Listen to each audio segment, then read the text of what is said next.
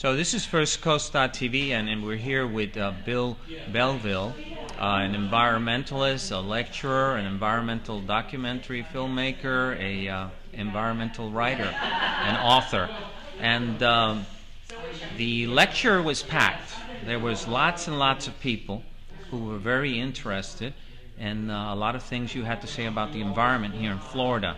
I believe your forte is Florida. Now, you're introducing a new book called The Piece of Blue. And if you had to describe that book, what's the message of that book? Well, Piece of Blue is a collection of essays. The essays are all personal stories. So they're called narrative essays, and they're told in the first person. And they are about me being in Florida, or sometimes in the Caribbean or the Antilles, around water, near water, atop water, underwater. And the message is that water is a very pervasive force in our life, a very essential and primal force. Without water, we would not be alive, and that's not anything new. But my point here is trying to help people understand and to feel a connection with these water-driven landscapes. And that feeling, I hope, will touch part of them beyond their intellect. That will touch them in a spiritual way, that will make things start to click for them as they understand just how vital this water is and has been. And it's vital to our lives. This water goes away, we go away. Lots of people describe your writing as generous and speaking from the heart. Do you think that's a fair description?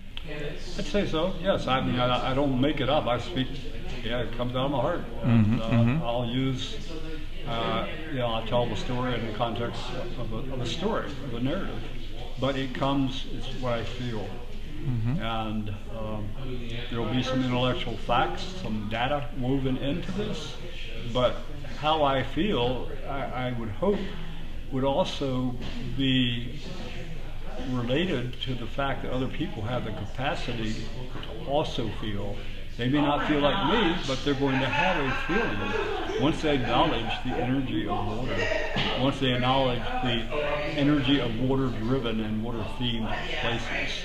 They can only do that not by reading my book or any other book, regardless of how well it's written, but by going out to places that are themed to water and spending time there and allowing that to happen. Well, our bodies are 80% water, the planet's 80% water, and as you see all these satellites and probes in the universe, they're looking for water and finding lots of water. It seems that it's something all over and sustains life. What's your next project? Oh, well, we're in fact in the middle of producing a PBS film vis-a-vis our nonprofit film group entitled Equinox Documentaries.